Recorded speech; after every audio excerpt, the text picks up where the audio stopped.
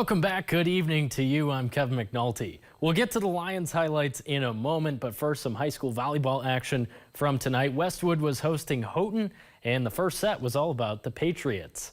Megan Marta here with the bump over to Ella Brand. Back to Marta for the kill. The Patriots on the board first. Later in the set, Marta gets set up again. This time she opts for the little dunk to the Gremlins back line, and it finds the floor to give Westwood a 14-12 advantage. Patriots up 22-13 now, and Haley Markham is going to get up for the big-time block. Westwood cruises to a 12-point set one win. Set two, highly contested. Patriots take a 7-1 lead after that ace from Markham. Then the Gremlins started to crawl back. This ball gets set up to Sophia Neves on the outside. The Patriots can't handle it. Houghton within 3. Later tied at 22, Chloe Seraphin with the little dunk over the net. Gremlins take the lead. They'd go on to win this one on the Westwood attack air and the next 2 sets. Houghton wins 3-1. Gladstone girls volleyball in Escanaba for a matchup with the Eskimos. Getting right into it, Escanaba down. There's Andrea Surma, who's able to get the kill for the Eskimos, and the lead is down to 4. Gladstone's Aiden Tryon with the block on the Eskimo return. That'll give them the lead in the first set, but Escanaba takes set 1. Set 2 would be Escanaba early, as this back and forth volley ends up with Escanaba pushing the ball just out of reach for the Braves, and the Eskimos with the point. They win the set and on Andrea Surma's kill. And then Escanaba goes on to win the third set to sweep the Braves 3-0. And let's take things to Negaunee, where the Miners were hosting Ishpeming in set 2. Hematites leading 10-8, and Addison Morton is there in the center with one of the cleanest kills of the night. Ishpeming leads by 3. Later on, Peyton Mannanen supplies an ace here, and the Hematites extend their lead. Set point for Ish now, and that Negaunee kill attempt lands right near the back line. A little bit of confusion ensues, but the point goes to the Hematites. They win the set 26-24.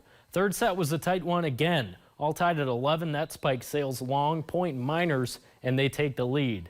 On set point, the ball gets caught up in the net there, but eventually Marissa Hurd just sends it over, and the Miners win, and they take the match 3-1. Kingsford Flivers are preparing for a big game tomorrow, taking on the Gladstone Braves. That is our TV6 game of the week. Both teams 2-0 on the young season. Now, last year the Flivers fell to the Braves down in Gladstone. This year, Braves will travel to Kingsford. And the Braves are coming off wins over Marquette and Negaunee, while the Flivers have defeated Green Bay East and Houghton. Kingsford defense has really stood out so far this year. They haven't even allowed a single point. And Kingsford coach says they're counting on the defense and Fliver Nation to cheer them on.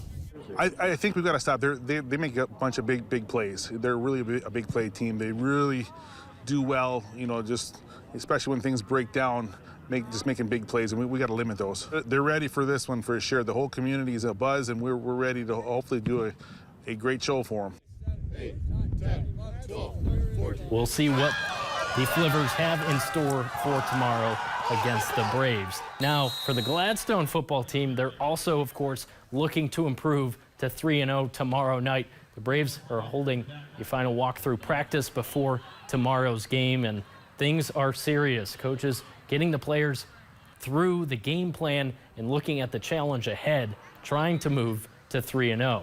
Gladstone head coach Craig Ness and members of the team discussed their preparations ahead of the game with us earlier. The part is we got better the second game, so hopefully we can continue to get better against Kingsford. Every week we start out 0-0, you know, and we take this game as the first game of the year.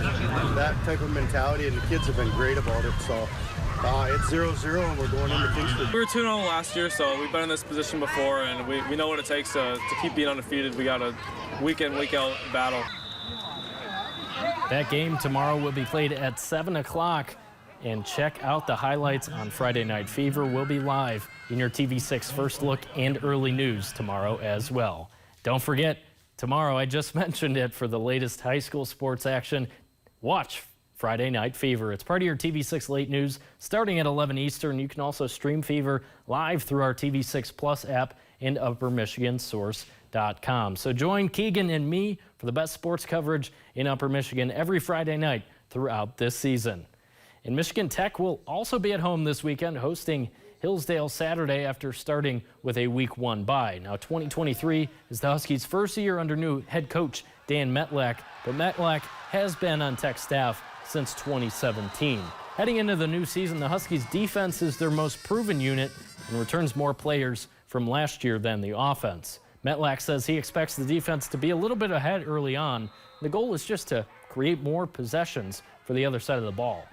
Those guys understand the expectation over there, and we've made that very clear since last December with the bodies we have coming back there. Obviously, at some point, you've got to get things rolling on offense. You cannot win games, especially in our league, at this level without scoring points. So we talk about how important the ball is in our locker room. Not only do you have to take care of it on the offensive side of the ball, but that's the idea of getting 5, 6, 3, 4 hats to the football at the same time, so you can get guys that are all tackling and another guy ripping out at the ball. But Saturday's game will kick off at 1 p.m. Eastern at Curley Field in Houghton. We're looking forward to that one as well.